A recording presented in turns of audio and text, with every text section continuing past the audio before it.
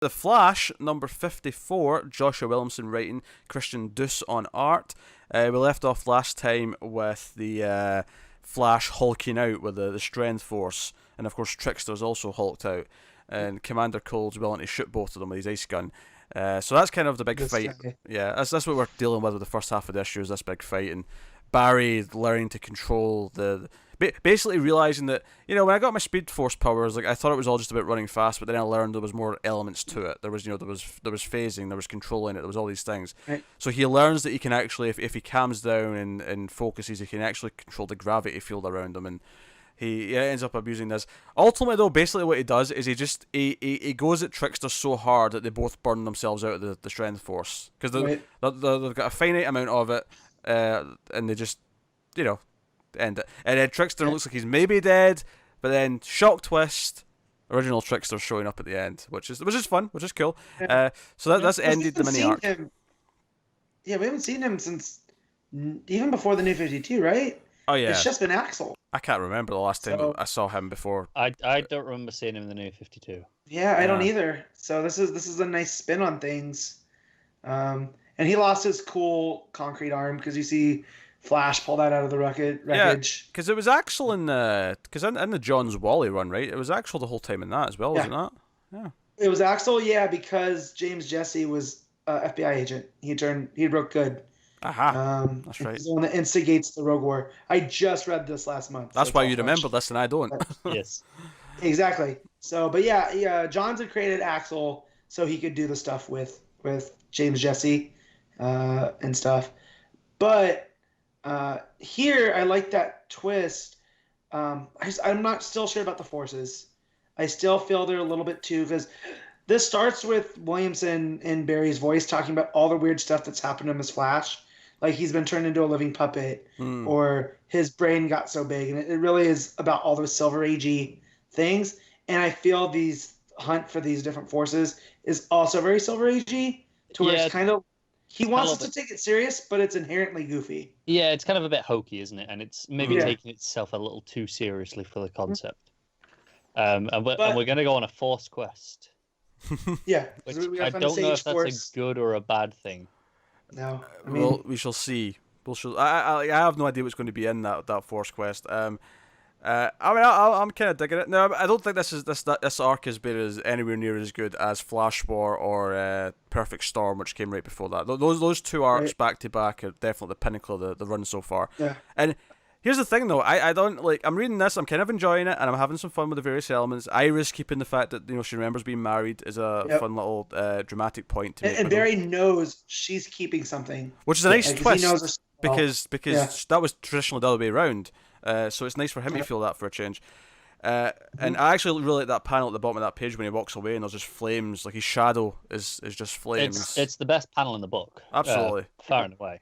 Yeah, it's good stuff. But because I think the art in this issue is mostly it's fine, right? It's pretty good, but I don't think it's anything standout. No, I forget what artist you're talking about that draws the ear wings weird. Yeah. I feel this artist does that too with these. It was kind of driving me. Like, I understood it when it was the hulked out, Strength Force Flash. But when he shrank down and it didn't, Yeah, it looked like they were just added. They're too long and they curve in a really weird way. Yeah. Mm-hmm. So, but his hulked out, creatures, I guess, of Trickster and Flash look good. And I like the not fight scene between them. Yeah, I thought they kind of fight, but then... Go ahead, Pete. I thought Wolf looked good as well, just on his art. Yeah. Very expressive. Yeah. But I like the way that the climax happened where Axel sacrifices himself to save the other rogues. Because, he's always been the rogue's little brother. They always pick on him. He's never been he's a rogue, but he's still the least experience. I'm trying to think of things. Like, he's the freshman and they're all the seniors. And he's just always kind of tagging along. But here he was willing to sacrifice himself. And as far as everyone else knows, he died saving them. So, and we all know that the rogues have their own sense of honor. So that was a good beat for his character. That's a very good point. Because him doing that, there was like a sense of honor in what he was doing there, which, you know, up until that point, like, Trickster through this arc has been kind of this whiny little kid who's just like, I've got this strength, oh no, I'm dying, Flash, help me. This was like a sign of agency where he's like, no, I don't want to let my fellow rogues die, and, you know, that was nice, yeah.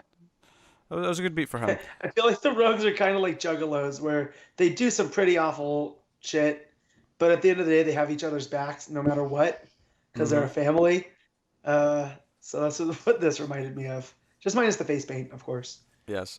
I as far as the Force Quest goes, I'm curious to see what it does. But I think even if you're not loving this arc as much as the last couple, I think because we saw it go through so many arcs up until those like 2 fantastic ones, I'm confident whatever this is ultimately building to is going to be worth the payoff. Yeah, I don't think this is, you know, bad by any means. It just feels okay. This is the standard, right? Yeah, sure. And if this is the standard, because we've had far worse arcs in this. I mean, it's still the shade stuff. Oh sure. Still sticks out, but it's just like I said. It's Williamson's trying to make the Silver Age stuff very sincere, and I appreciate him doing that. But it just, some things you just can't make sincere, and I feel like these different forces, because I didn't realize like the Speed Force wasn't a thing until Wade. Like that was all, the whole idea of the Speed Force came out of Mark Wade. Oh yeah, that wasn't there in the Silver Age or anything like that. That was a later thing. Yeah. He just ran fast for whatever reason, and I had forgotten all this. You know, for whatever reason. Yeah. Well, maybe I read too many comic books and like stuff files itself away so far back, but yeah. So we know there's the Sage Force. Is there any other ones? Is it just those 2, the Strength and the Sage? Because that's what we saw. Zoom. Still Force. And the still. Right, but that one's been activated so far, so I'm wondering if he has anything else up his sleeve. For all we know right now, there's 4. There's Speed, Strength, Still, and Sage. All begin with S. So we have those. So we'll see what it does. But we know we're getting the Sage next, so we'll see how that affects Flash. I did like the element of having like another thing that goes along with the Strength though, the gravitational pull. And the weight element to it, I like that because it was kind of because the Speed Force has those other quirks to it as well. It's not just running fast. There's the lightning. There's the things you can do with the speed. There's all these other little things. So you can steal speed. Like he was stealing gravity from him, and he made Axel float, which is pretty cool. It makes me intrigued as to what are the other things going to have on the side, because they're all going to have something clearly. Well, I'm sure Sage Force is going to have traditional telepathic, telekinetic kind of stuff with it. So I'm thinking like a Jean Grey type, you know, can kind of do all these things. Yeah. Oh, Flash Phoenix Force, come on, we're getting it. Yeah.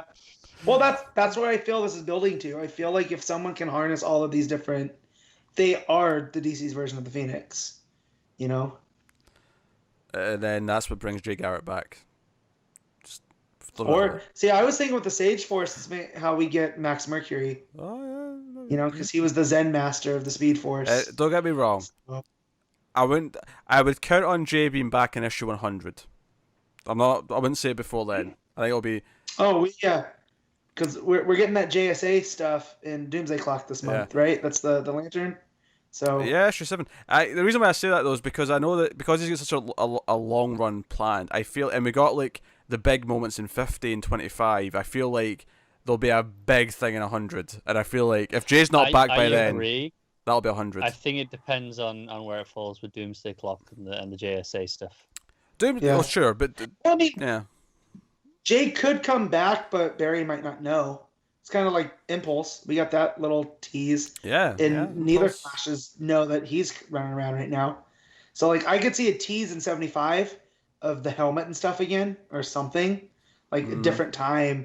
And you see him running around World War II stuff, you know, and then him fully come back within 100, like Pete's saying. Actually, I mean, that's almost like a bad joke because of what's going on in Batman. But I do actually think you could almost have Barry and Iris getting married in 100. Given what they're doing right now, and that they're sort of remembering their old life. And I could see them making that choice at some point, and that could be an issue 100 thing. I agree. I think where they're already at in that story, 100 might be too dragged out for it. You think? I think you can see that more in 75. Sure. Yeah. Sure. But I think it'll happen, I guess is what we said. Yeah, I agree. and a prominent number, no less. But anyways, what are you giving? All right, so this was an 8. Connor. Yeah, that's pretty solid. It was 7. Yeah, I'll say 7 as well. I think it was a 7. There was a weaker issue of the Flash, but when your weaker issue is a 7, you're doing pretty well, I guess is what I'm saying.